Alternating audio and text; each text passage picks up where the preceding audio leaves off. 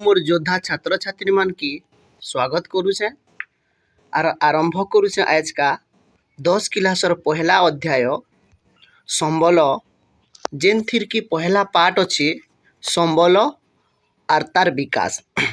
आम ये जगह नु जेन पढ़मा टिकिनिकी नु देखमा गुड गुड करी बुझमा आर एंता हिसाब बुझमा जे आमर जेनता किसी आउ डाउट नहीं रहबान बुझी सारा परे आमे फिर से ही जिनिस के नहीं करी जेतकी एमसीक्यू बाहरबा से सबू जिनिस के टिकिनिकी नु डिस्कशन करमा।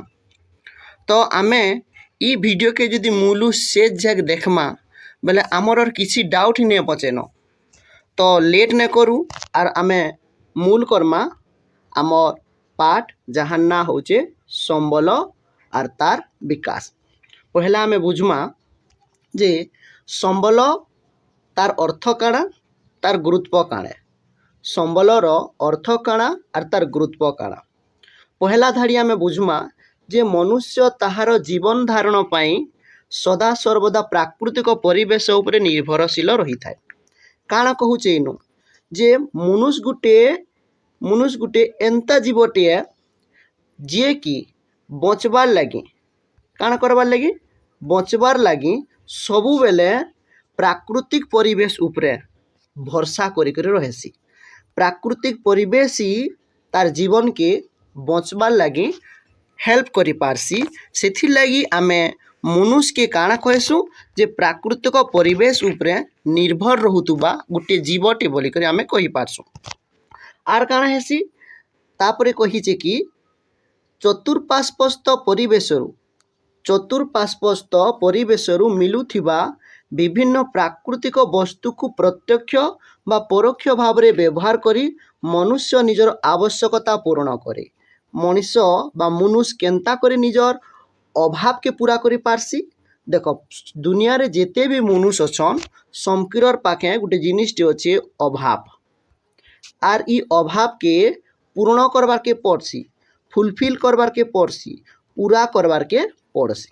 आर से अभाव के पूरा करबार लगी मनुष्य का करसी तार चारिआडर परिवेश नो चारिआडे जेन परिवेश अच्छे सही परिवेश रे जेतकी भी प्राकृतिक जिनिस अच्छे जेतकी भी प्राकृतिक दरब अच्छे सही दरब के प्रत्यक्ष भावे बा परोक्ष भावे सीधा सलख हो बा इनडायरेक्टली हो जहाँ कि आमे कहि पारमा सीधा सलख हो बा इनडायरेक्टली आमे जदि कहमा डायरेक्टली बा इनडायरेक्टली हिसाबे जदि व्यवहार करला और निजर अभाव असुविधा के पूरा करला सेटा काणे सेटा होचे संबल। माने आमे जदि कहमा मनुष्य निजर अभाव असुविधा के पूरा करवार लगी प्राकृतिक परिवेश उपरे निर्भर रहेसी। आर से प्राकृतिक परिवेश नु जेन वस्तु माने अच्छे से वस्तु के प्रत्यक्ष भावे बा परोक्ष भावे इस्तेमाल करी निजर अभाव असुविधा के पूरा करसी। बुझीगला। तार परे देखमा जे प्राकृतिक संपदर व्यवहार द्वारा मनुष्यर जीवनशैलीर उन्नति घटी थाए। बोले मनुष्यर जीवन उन्नति केते बेले हेबा ना जेते बेले से प्राकृतिक संपदर व्यवहार करि पारबा। केंता व्यवहार फेर करबा उचित व्यवहार करबा ठीक व्यवहार करबा। तार माने आमे बुझला जे मनुष्यर जीवन सेते बेले उन्नति हेबा जेते बेले से प्राकृतिक संपदर व्यवहार के ठीक हिसाबे करि पारबा। जेते बेले प्राकृतिक संपदर जिनिस के बने हिसाबे व्यवहार करि पारबा भल हिसाबे व्यवहार करि पारबा सेते बेले तार जीवन जीवार शैली बा जीवन शैली उन्नति हेई पारबा। आउ काଣା हेबा जे प्राकृतिक पदार्थ गुड़िकर भौतिक एवं प्राकृतिक गुण रे परिवर्तन आनी से गुड़ी को अधिक उपयोगी करा जाए। काଣା कहूँ इम्पोर्टेंट पॉइंट जे आमर जेन प्राकृतिक पदार्थ माने अच्छे सही प्राकृतिक पदार्थ मान को तांकर भौतिक एवं प्राकृतिक गुण रे चेंज करबा आर चेंज करी करी सही जिनिस के अलगा हिसाबे व्यवहार करबा अलगा हिसाबे व्यवहार करबा आउ अलगा हिसाबे व्यवहार करले भी काଣା हेबा तार अभाव असुविधा के पूरा करी पारबा। ई जिनिस के आर टिके भल करी बुझमा। आमर कहला जे प्राकृतिक पदार्थ गुड़िकर भौतिक और प्राकृतिक गुण रे परिवर्तन आनबा। जेनता कि मने कर गोटे प्राकृतिक पदार्थ होचे काठ। आमर उदाहरण रे देइछि काठ। काठ के व्यवहार करी करी मने कर चौकी बनाला। मनुष्य चौकी बनाला। आ जितले चौकी बनाला देख काठ होचे प्राकृतिक पदार्थ। से ही प्राकृतिक पदार्थ के मनुष्य परिवर्तन करला चौकी निके आर से ही चौकी के व्यवहार करी करी निजे उपयोग करला कि न करला। तो जिते बेले उपयोग करूचे सेते बेले तार जीवन जापन करबार शैली उन्नत होउची। आर ई जिनिस के तार बुद्धि बल रे से करूचे। आउ भी गोटे जिनिस देखमा। आउ गोटे जिनिस देखमा इतरी एग्जांपल टे देखमा काना ना तुला। तुला नु काना करि परछे सूता। देखो जेतेले तुला थिला सेही जिनिस के मनुष्य परिवर्तन करला सूता निके। खनिज पदार्थ के भी व्यवहार करी करी जंत्र बने पारला बा गृह उपकरण बने पारला। तो गुटे जिनिस के जेते बेले बदले करी अलगा गुटे जिनिस बनाउची सेही जिनिस के भी मनुष्य व्यवहार करी करी निजर अभाव असुविधा के पूरा करी पारुचे। तो तुमे माने काना करबो जिन जिन टाइम बुझातेल जाउचे से जिनिस के बुझी साला बात निजे निजर खाता नु ई नोट के लिखी नेबो। इटा मुई डिटेल्सली पूरा टिकिनिकी नु बनेছে नोट। ई नोट के जे बुझबा पढ़बा इतिर छड़ार केनसी क्वेश्चन बाहरु ने आसे। तारपरे आमे देखमा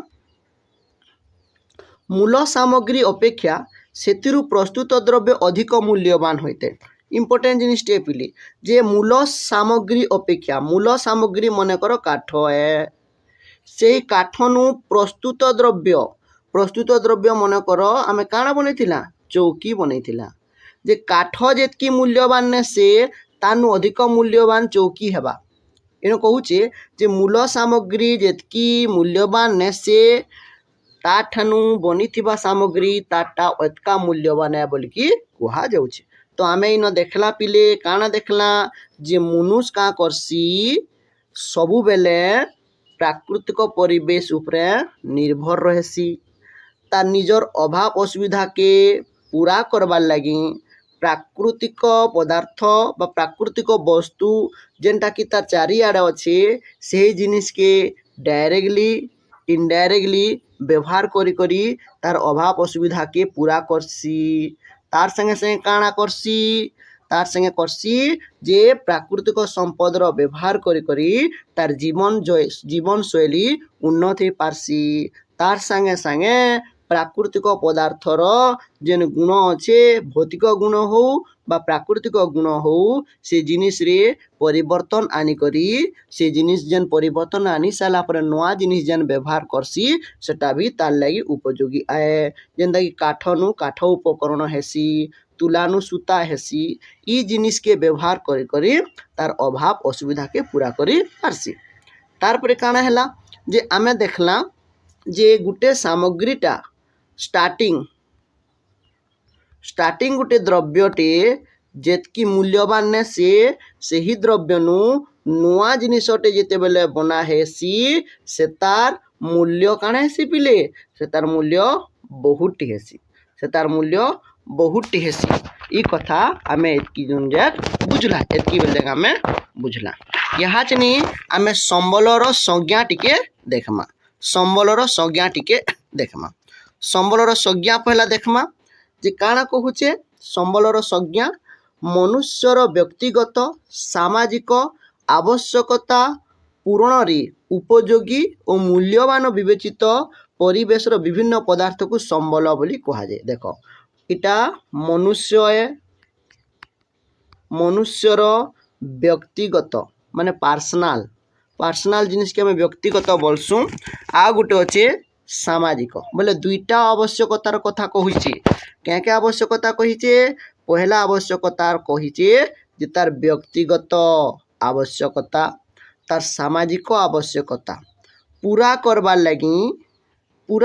लगी जेन जेन जिनिस उपयोगी तार लगी ए बा जेन जिनिस मूल्यवान है आर से उपयोगी आर मूल्यवान हेउथुबार द्रव्य जदि परिवेश रे अच्छे आर से ही परिवेश रे थिबा पदार्थ के संबल बोली करी कुहा जायसे। କାହାକେ ସମ୍ବଳ ବୋଲିକିରି କହେମା ଯେ ସମ୍ବଳ ବୋଲି ତାହାକେ କହେମା ମନୁଷ ଯେତେବେଲେ ନିଜର ବ୍ୟକ୍ତିଗତ ଅଭାବକେ ପୂରା କରିପାରବାର୍ ଲାଗି ବା ସାମାଜିକ ଅଭାବକେ ପୂରା କରବାର୍ ଲାଗି ପରିବେଶରେ ଯେନ୍ ଯେନ୍ ପଦାର୍ଥ ମାନେ ଅଛେ ଜିନିଷ ମାନେ ଅଛେ ଦରମ ମାନେ ଅଛେ ସେହି ଜିନିଷ ପଦାର୍ଥ ଦ୍ରବ୍ୟକେ ବ୍ୟବହାର କରି ନିଜର ଅଭାବ ଅସୁବିଧାକେ ପୂରା କରସି ତାହାକେ ଆମେ ସମ୍ବଳ ବୋଲିକରି କହେସୁଁ। ଆଉ କାଣା ଦେଖମା ଇନୁ ଯେ ଆମର ଯେନ୍ ସମ୍ବଳ ଅଛି ସେ ସମ୍ବଳ ଜୈବ ସମ୍ବଳ ବି ହୋଇଥାଇ ପାରେ ଅଜୈବ ସମ୍ବଳ ବି ହୋଇଥାଇ ପାରେ ବା କେନ୍ସି ଗୋଟେ ଶକ୍ତିକେ ବି ଆମେ ସମ୍ବଳ ବୋଲିକରି କହି ପାରମା। କାହାକେ କହେମା ଜୈବ ଅଜୈବ ଆଉ ଶକ୍ତିକେ ବି ଆମେ ସମ୍ବଳ ବୋଲିକରି କହେମା। ତ ବହିରେ ଯେନ୍ ଡେଫିନେସନଟା ଦେଇଛି ସେ ଜିନିଷକେ ଆମକୁ ଘୁଷବାରକେ ପଡ଼ବା। ଆସ ଆମେ ସେ ଜିନିଷକେ ଭଲ କରି ବୁଝମା ଆର୍ ଘୁଷମା। କାଣା କହିଲା ମନୁଷ୍ୟର ବ୍ୟକ୍ତିଗତ ତଥା ସାମାଜିକ ଆବଶ୍ୟକତା ପୂରଣ କରିବାରେ ଉପଯୋଗୀ ଓ ମୂଲ୍ୟବାନ ବିବେଚିତ ହେଉଥିବା। ପହିଲା ଧାଡ଼ିଟାକେ ଆମେ ବୁଝମା। କାଣା କହୁଛେ ପହିଲା ଧାଡ଼ିରେ କହିଛେ ଯେ ମନୁଷ୍ୟର ବ୍ୟକ୍ତିଗତ ତଥା ସାମାଜିକ ଆବଶ୍ୟକତା ପୂରଣ କରିବାରେ। ତ ମନୁଷ୍ୟର ନିଜର ଆବଶ୍ୟକତା ଥିସି ଖାଦ୍ୟ ବସ୍ତ୍ର ଘର ଦ୍ୱାର ଅନେକଟେ ଜିନିଷ ଥିସି ଯେନ୍ଟାକି ତାର କାଣା ତାର ବ୍ୟକ୍ତିଗତ ଅଭାବେ ଖାଦ୍ୟ ତାର ପାର୍ସନାଲ ଅଭାବେ ତାର ପାର୍ସନାଲ ଜିନିଷେ ବସ୍ତ୍ର ବି ତାର ପାର୍ସନାଲ ଜିନିଷେ। ତ ନିଜର ଆବଶ୍ୟକତା ଯେନ୍ଟାକି ବ୍ୟକ୍ତିଗତ ଆବଶ୍ୟକତା ହେଲା ଆର୍ ସାମାଜିକ ଆବଶ୍ୟକତା ଯେନ୍ଟାକି ରାସ୍ତା ହଉ ବିଦ୍ୟାଳୟ ହଉ ଶିଳ୍ପ ହଉ ସେଟା ଯେନ୍ ଜିନିଷ ପୂରା କରିପାରୁଥିବା ସେଟା ବି ଗୋଟେ ପ୍ରକାରର କାଣା ହେଲା ସମ୍ବଳ ହେଲା। ପହିଲା ପଏଣ୍ଟର ଇଟା ନୋଟ୍ କାଣା କହୁଛେ ଯେ ମଣିଷର ନିଜର ଅଭାବକେ ଯେନ୍ଟାକି ଖାଦ୍ୟ ବସ୍ତ୍ର ବାସସ୍ଥାନ ଯାହାକି କି ଆମେ ବ୍ୟକ୍ତିଗତ ଅଭାବ ବୋଲିକରି କହେମା ଆଉ ସାମାଜିକ ଅଭାବ ଯେନ୍ଟାକି କି ଆମେ ରାସ୍ତା ବିଦ୍ୟାଳୟ ଶିଳ୍ପ ଇସବୁ ପୂରଣ କରିପାରୁଥିବା ଜିନିଷକେ ଆମେ ସମ୍ବଳ ବୋଲିକରି କହେମା। ପହିଲା ପଏଣ୍ଟର ପହିଲା ଧାଡ଼ି ଗଲା। 2 ନମ୍ବର ଧାଡ଼ି କାଣା କହିଛେ 2 ନମ୍ବର ଧାଡ଼ି କହିଛେ ଉପଯୋଗୀ ଓ ମୂଲ୍ୟବାନ ବିବେଚିତ ହେଉଥିବା। ତ ଯେନ୍ ବସ୍ତୁକେ ବ୍ୟବହାର କର୍ମା ସେ ବସ୍ତୁକେ ବ୍ୟବହାର କରି ଆମେ ଯେନ୍ ବ୍ୟବହାର କର୍ମା ସେ ବସ୍ତୁର ମୂଲ୍ୟ ଥିବାର କଥା ଉପଯୋଗୀରେ ଆସୁଥିବାର କଥା ଆଉ ସେ ବସ୍ତୁର ମୂଲ୍ୟ ଥିବାର କଥା। ଉପଯୋଗୀରେ ନେ ଆସୁଥିବା ଆର୍ ତାର ମୂଲ୍ୟ ନେଥିଲେ ଆମେ ତାକେ ସମ୍ବଳ କହି ନେ ପାରୁ। ତାରପରେ କାଣା ତାରପରେ କହୁଛେ ପରିବେଶର ବିଭିନ୍ନ ପଦାର୍ଥ ଆମର ଚାରିପାଖେ ଯେନ୍ ପଦାର୍ଥ ମାନେ ଅଛି ବସ୍ତୁ ମାନେ ଅଛି ଯେନ୍ଟାକି ପ୍ରାକୃତିକ ହଉ ବା ମଣିଷ ନିଜର ବୁଦ୍ଧି ବଳରେ ବନଉଥାଉ ଯେନ୍ଟାକି ମାନବକୃତ ବସ୍ତୁ ବୋଲିକରି କହେସୁଁ ସେହି ବସ୍ତୁର ବ୍ୟବହାର କରି ତାର ଅଭାବ ଅସୁବିଧାକେ ପୂରା କଲେ ଆମେ ତାକେ ସମ୍ବଳ ବୋଲିକରି କହେମା। ଆର୍ କେନ୍ତା ହିସାବରେ କହେମା ତାହାକେ ସେଟା ଜୈବ ହଉ ଅଜୈବ ହଉ ତଥା ଶକ୍ତି ହଉ। ଜୈବ ବୋଲେ କାଣା ଗଛ ପଶୁ ପକ୍ଷୀ ଇ ସବୁ ଜୀବନ୍ତ ଜିନିଷକେ ଆମେ ଜୈବ ବୋଲିକରି କହେସୁଁ। ସେଟା ଅଜୈବ ହଉ ଅଜୈବ ବୋଲେ କେନ୍ଟା ଯେନ୍ତା ଜଳ ମାଟି ପଥର ଖଣିଜ ଇ ସବୁ ଜୀବନହୀନ ବସ୍ତୁ ଯାହାର ଜୀବନ ନ ତାହାକେ ଅଜୈବ ବୋଲିକରି କହେମା। କିମ୍ବା ଶକ୍ତି ଯେନ୍ଟାକି ସୂର୍ଯ୍ୟ ଶକ୍ତି ହଉ ପବନ ଶକ୍ତି ହଉ ଜଳବିଦ୍ୟୁତ ଶକ୍ତି ହଉ ଇ ସବୁ ଜିନିଷକେ ବି ବ୍ୟବହାର କରି ତାର ଅଭାବକେ ପୂରା କରିପାରୁଥିବା ବୋଲେ ତାକେ ସମ୍ବଳ ବୋଲିକରି କହେମା। କିନ୍ତୁ ତାର ସାଙ୍ଗେ ଆର୍ ଗୋଟେ ଜିନିଷଟେ ଫେର୍ ଅଛି କାଣା ଅଛି ଦେଖମା ଆମେ ତାର ସାଙ୍ଗେ ଜିନିଷଟି ଯେନ୍ ଅଛି ସେଟା ଆମେ ଦେଖମା ସେଟା ପ୍ରାଦ୍ୟୋଗିକ ଦୃଷ୍ଟିକୋଣରୁ ସୁଗମ୍ୟ ଯେନ୍ ଜିନିଷ ଆମେ ଉପରେ ପଢ଼ଲା ସେ ଜିନିଷ ପ୍ରାଦ୍ୟୋଗିକ ଦୃଷ୍ଟିକୋଣରୁ ସୁଗମ୍ୟ ହେବାର କଥା। ତାର ମାନେ ବିଜ୍ଞାନ ହିସାବେ ଆର୍ ପ୍ରଯୁକ୍ତି ବିଜ୍ଞାନ ବା ଟେକ୍ନୋଲୋଜି ହିସାବେ ତାହାକେ ଆମେ ବ୍ୟବହାର କରିପାରୁଥିବାର କଥା। ବିଜ୍ଞାନ ହିସାବେ ଟେକ୍ନୋଲୋଜି ହିସାବେ ବା ପ୍ରଯୁକ୍ତି ବିଦ୍ୟା ହିସାବରେ ଆମେ ତାହାକେ ବ୍ୟବହାର କରିପାରୁଥିବାର କଥା। ଯଦି ବ୍ୟବହାର କରି ନେ ପାରୁଥିମା ତାହାକେ ସମ୍ବଳ କେନାରୁ ହେବା। ଆର୍ କେନ୍ତା ହିସାବେ ବ୍ୟବହାର କରିପାରୁଥିବାର କଥା ଯେ ଆର୍ଥନୈତିକ ଦୃଷ୍ଟିକୋଣରୁ ସମ୍ଭବ ହେଉଥିବାର କଥା ସେ ଜିନିଷଟା ମାନେ ଆମେ ଯେନ୍ ଜିନିଷକେ ବ୍ୟବହାର କର୍ମା ସେଟାର ଖର୍ଚ୍ଚା ବି ଠିକ୍ ଲାଭଦାୟକ ହବାର କଥା ଆମର୍ ଲାଗି ସେଟାର ଖର୍ଚ୍ଚା ବି ଆମେ ଉଠେଇ ପାରୁଥିବାର କଥା ସେଟା ବି ଆମର୍ ଲାଗି ସମ୍ବଳ ହେଇପାରବା। ଯଦି ଗୋଟେ ଜିନିଷଟେ ଆମକୁ ଆନବାର ଅଛି ସେ ତାର ଦାମ ଯଦି ବହୁତ ହେଇଗଲା ଆମେ ତାହାକେ ଘିନି ନେ ପାରଲା ସେଟା ଆମର୍ ଲାଗି ସମ୍ବଳ ହେଇ ନା ପାରଲା। ଆର୍ କେନ୍ତା ହିସାବେ ଥିବା ଆଉ କହୁଛେ ସାଂସ୍କୃତିକ ଦୃଷ୍ଟିରୁ ଗ୍ରହଣଯୋଗ୍ୟ। ସାଂସ୍କୃତିକ ଦୃଷ୍ଟିରୁ ଗ୍ରହଣଯୋଗ୍ୟର ଅର୍ଥ ହଉଛେ ସମାଜର ରୀତିନୀତି ଆର୍ ସଂସ୍କୃତି ଅନୁସାରେ ତାହାକୁ ଲୋକମାନେ ଗ୍ରହଣ କରୁଥିବାର କଥା। ସେ ଜିନିଷ କି ଆମର ସମାଜରେ ଯେ ରୀତିନୀତି ଅଛେ, ଆମର ଯେନ୍ ସଂସ୍କୃତି ଅଛେ, ସେହି ଜିନିଷକେ ଆଧାର କରିକି ଲୋକମାନେ ଯଦି ସେ ଜିନିଷକେ ଗ୍ରହଣ କରିପାରିଲେ, ସେ ଜିନିଷକେ ଯଦି ଗ୍ରହଣ କରିପାରିଲେ ତାହାକେ ଆମେ ସମ୍ବଳ ବୋଲିକରି କହେମା। ବୋଲେ ଉପରେ ଯେ ଲେଖା ହେଇଛେ ଇଟାକେ ଆର୍ଥରେ ଆମେ ବନେଇ କରି ଦେଖି ନେମା ଆର୍ ବୁଝମା। ଅର୍ଥରେ କାଣା କହିଲା, ମନୁଷ୍ୟର ବ୍ୟକ୍ତିଗତ ତଥା ସାମାଜିକ ଆବଶ୍ୟକତା ପୂରଣ କରିବାରେ ଉପଯୋଗୀ ଓ ମୂଲ୍ୟବାନ ବିବେଚିତ ହେଉଥିବା। କାଣା କହିଲା ଯେ ମଣିଷର ଯେନ୍ ବ୍ୟକ୍ତିଗତ ଅଭାବ ଅଛେ, ସାମାଜିକ ଅଭାବ ଅଛେ, ସେ ଅଭାବକେ ପୂରା କରବଲେ ଯେନ୍ ଜିନିଷ ଉପଯୋଗୀରେ ଆସୁଥିବା ବା ଯେନ୍ ଜିନିଷର ମୂଲ୍ୟ ଥିବା ଆର୍ ସେହି ଜିନିଷ କେନ ଫେର୍ ଏଭେଲେବୁଲ୍ ଥିବା, ପରିବେଶରେ ଏଭେଲେବୁଲ୍ ଥିବା। ସେ ପରିବେଶରେ ଏଭେଲେବୁଲ୍ ଥିବା ଜିନିଷକେ ଜୈବ ହେଇଥାଇପାରେ, ଅଜୈବ ହେଇଥାଇପାରେ ବା କେନ୍ସି ଗୋଟେ ଶକ୍ତି ହେଇଥାଇପାରେ। ସେ ସବୁ ଜିନିଷକେ ଆମେ ପ୍ରାଦ୍ୟୋଗିକ ଦୃଷ୍ଟିକୋଣରୁ ବ୍ୟବହାର କରିପାରୁଥିବାର କଥା। ଜ୍ଞାନ ବିଜ୍ଞାନ କ୍ଷେତ୍ର ହିସାବେ ବା ପ୍ରଯୁକ୍ତି ବିଦ୍ୟା କ୍ଷେତ୍ର ହିସାବେ ବା ଟେକ୍ନୋଲୋଜି ହିସାବେ ଆମେ ତାର୍ ଭଲ ହିସାବେ ବ୍ୟବହାର କରିପାରୁଥିବାର କଥା। ଆର୍ଥନୈତିକ ଦୃଷ୍ଟିକୋଣରୁ ସମ୍ଭବ ଆମେ ତାହାକେ ଆର୍ଥନୈତିକ ହିସାବେ ଭଲ କରି ବ୍ୟବହାର କରିପାରୁଥିବାର କଥା। ତାର୍ ସାଙ୍ଗେ ସାଙ୍ଗେ ସଂସ୍କୃତି, ଆମର ଯେନ୍ ସଂସ୍କୃତି ଅଛେ, ରୀତିନୀତି ଅଛେ, ସେ ଜିନିଷକେ ଦେଖିକରି ଲୋକମାନେ ଯଦି ତାହାକେ ଗ୍ରହଣ କରିପାରିବେ, ସେ ଜିନିଷକେ ଆମେ ସମ୍ବଳ ବୋଲିକରି କହେମା। ସେ ଜିନିଷକେ ଆମେ ସମ୍ବଳ ବୋଲିକରି କହେମା। ଆର୍ ସମ୍ବଳକେ ରିସୋର୍ସ ବୋଲିକରି କୁହାଯାଏସି। ଏତେ ଦୁଇ ଯାକ ଆମେ ବୁଝିପାରିଲା, ଏତେ ଦୁଇ ଯାକ ଆମେ ବୁଝଲା। ଆଗକେ ତାପରେ ଇତାର ସର୍ଟ ଜିନିଷ ଟିକେ ଦେଖମା। କାଣା କହୁଛେ ଯେ ମନୁଷ୍ୟର ଆବଶ୍ୟକତା ପୂରଣ କରୁଥିବା, ଯେନ୍ ଜିନିଷ ମଣିଷର ଆବଶ୍ୟକତାକେ ପୂରଣ କରବା, ଯେନ୍ ଜିନିଷ ମଣିଷର ଲାଗି ଉପଯୋଗୀ ଏ, ଯେନ୍ ଜିନିଷ ମୂଲ୍ୟବାନ ଏ ଆଉ ପ୍ରଯୁକ୍ତି ଭାବେ ବ୍ୟବହାର ଯୋଗ୍ୟ, ଆର୍ଥିକ ଭାବେ ସମ୍ଭବ ଆଉ ସଂସ୍କୃତି ଭାବେ ଗ୍ରହଣଯୋଗ୍ୟ ପଦାର୍ଥକୁ ସମ୍ବଳ ବୋଲି କୁହାଯାଏ। ଇ ଜିନିଷକେ ବି ତୁମେ ମାନେ ତୁମର ଖାତାନୁ ଲେଖ ଆଉ ଏଟାକେ ବୁଝ, ପଏଣ୍ଟ କରବ। କାଣା କହିଲା ଯେ ମନୁଷ୍ୟର ଆବଶ୍ୟକତା ପୂରଣ କରୁଥିବା ଯେନ୍ ଯେନ୍ ଜିନିଷ ମଣିଷର ଆବଶ୍ୟକତାକେ ପୂରା କରୁଥିବା, ମଣିଷର ଉପଯୋଗୀରେ ଆସୁଥିବା, ସେ ଜିନିଷଟାର ମୂଲ୍ୟ ଥିବା, ତାହାକେ ଜ୍ଞାନ ବିଜ୍ଞାନ ବା ପ୍ରଯୁକ୍ତି ହିସାବେ ବ୍ୟବହାର କରିପାରୁଥୁମା। ଆର୍ଥିକ ସ୍ପେଲିଂ ଟିକେ ଇଆଡ଼େ ସାଡ଼େ ଅଛି, ଆର୍ଥିକ ଭାବେ ସେ ଜିନିଷର ଆମେ ବ୍ୟବହାର କରିପାରୁଥିବାର କଥା। ଏବଂ ଆମର ସଂସ୍କୃତି ଯଦି ସେ ଜିନିଷକେ ଗ୍ରହଣ କଲା, ଆମେ ତାହାକେ ସମ୍ବଳ ବୋଲିକରି କହେମା। ଆମେ ତାକେ ସମ୍ବଳ ବୋଲିକରି କହେମା। ଆଗକେ ଦେଖମା। ତାରପରେ ଆମେ ଅଛେ ଯେନ୍ ପ୍ରାକୃତିକ ପରିବେଶରେ ଅବ୍ୟବହୃତ କିମ୍ବା ଅଜ୍ଞାତ ହୋଇ ରହିଥିବା ପଦାର୍ଥ ସମ୍ବଳ ଭାବେ ଗଣ୍ୟ ହୁଏ ନାହିଁ। ତାର ମାନେ ହଉଛେ ମନେକର ଇଟା ଗୋଟେ ଜିନିଷ ଏ, ଏଟା ଗୋଟେ ଜିନିଷ ଏ ଆର୍ ଇ ଜିନିଷଟା ପରିବେଶରେ ଅଛେ, ଏଇଟା ବ୍ୟବହାର ନେଇ ହେବାର ତେଲ ଅବ୍ୟବହୃତ ହିସାବେ ଅଛେ ବା ଆମେ ତାହାକେ ବ୍ୟବହାର ନାଇଁ କରବାର ତେଲ ବା ଇ ଜିନିଷର ବାବଦରେ ଆମକୁ ଜ୍ଞାତ ନେନ ବା ଅଜ୍ଞାତ ଅଛେ ବା ଆମେ ତାର ବାବଦରେ କିଛି ନେଇ ଜାନି, ଲେକିନ ପରିବେଶରେ ଅଛି।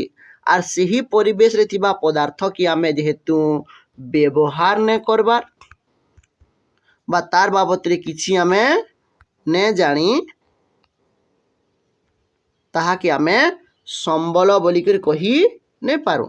କାଣା କହେମା ତାହାକେ? ତାହାକେ ସମ୍ବଳ ବୋଲିକରି କହି ନାଇଁ ପାରୁ। ତ ସମ୍ବଳ ବୋଲିକରି କେତେବେଲେ କହେମା? ଯେନ୍ ଜିନିଷର ବ୍ୟବହାର ବି କରିପାରମା আর ଯେନ୍ ଜିନିଷ ବାବଦରେ ଆମକୁ ଜନା ଅଛି, ହେଲା।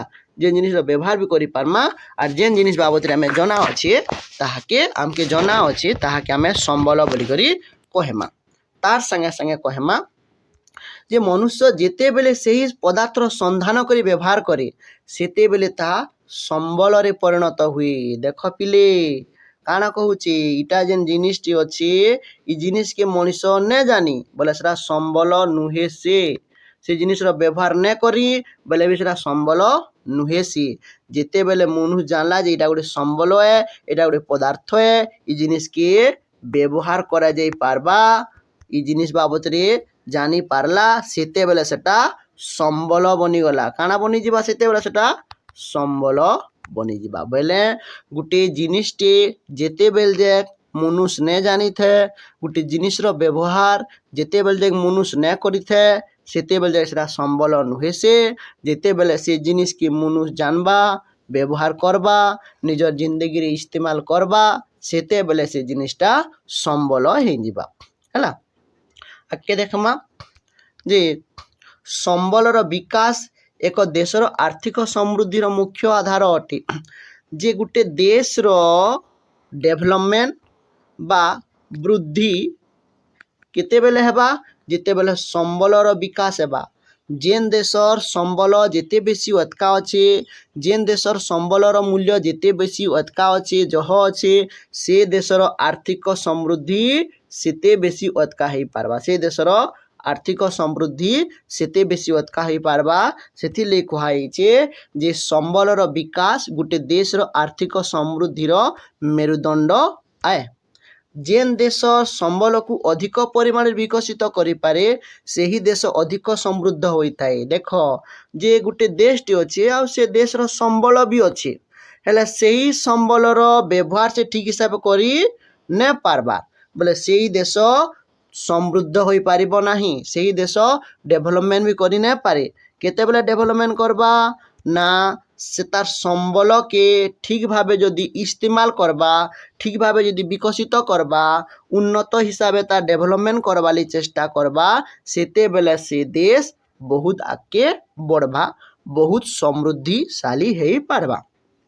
आउ अच्छे जे केते केते संबल अच्छे जेना कि आमे सीधा सलख व्यवहार करसुँ सीधा सलख व्यवहार करसुँ आर अन्य केतेक संबल अच्छे जेनटा के कि आमे विभिन्न प्रकार प्रक्रिया रे परिवर्तन करी करी व्यवहार करसुँ। आमे ऊपर पढ़ी थिना जे काठ के आमे डायरेक्टली व्यवहार करसुँ किंतु से काठ नु फिर आमे काना करसुँ चौकी करसुँ आ चौकी हिसाब भी व्यवहार करसुँ। से कथा इन कहूचे जे इन कहला काना जे केतेक संबल को आमे सीधा सलख व्यवहार करसुँ हैला।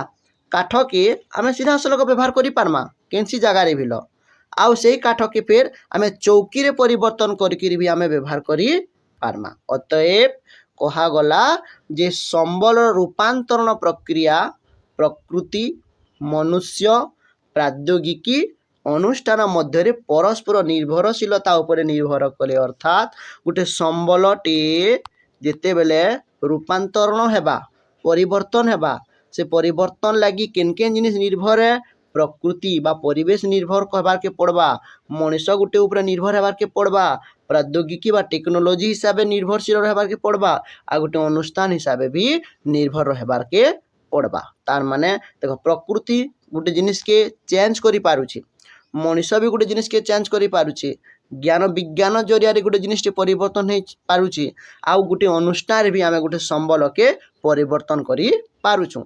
तो सही जिनिस कहूचे जे संबल जेन परिवर्तन हेबा संबल जेन परिवर्तन हेबा सेति लगी चारटा जिनिस बहुत आवश्यक है बहुत जरूरी है।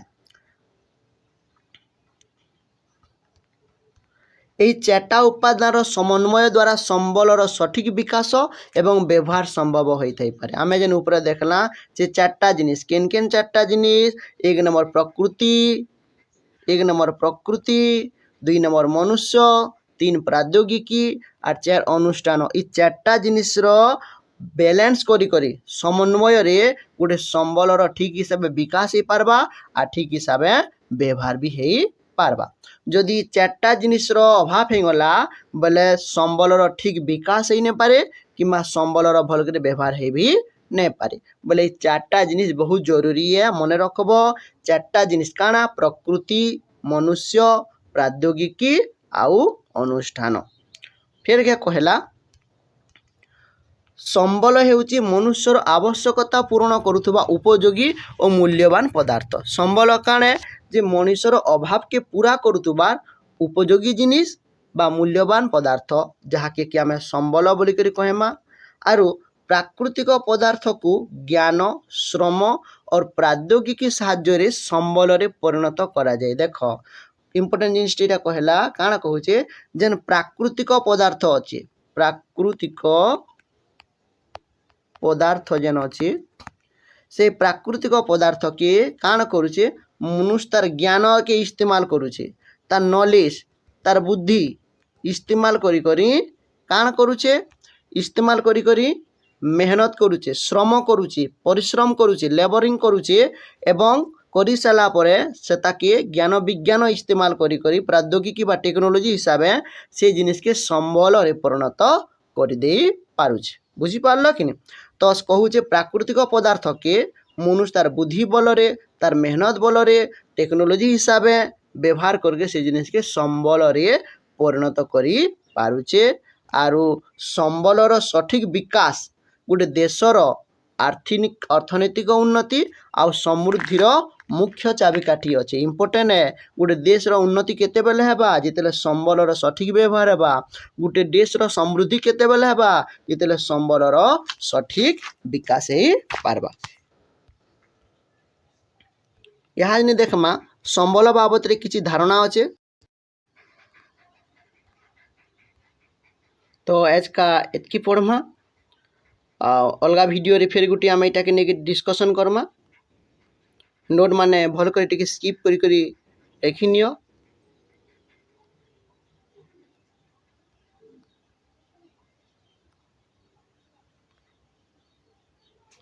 जेनटा भी बुझी नहीं पारबो तुम कमेंट करबो।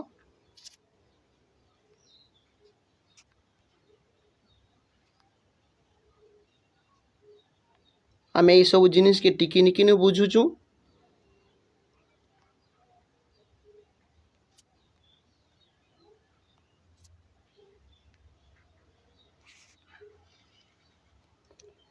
अलगा वीडियो रे आमे संबलर धारणा के टिके बुझमा भल करी काना से तार जिनिसटा जे बुझमा भल करी।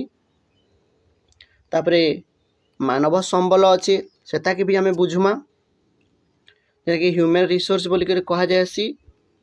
वीडियो जह लंबा ही गलान संबलर 4टा विशेषत्व अच्छे से जिनिस मान के भी देखमा आमे।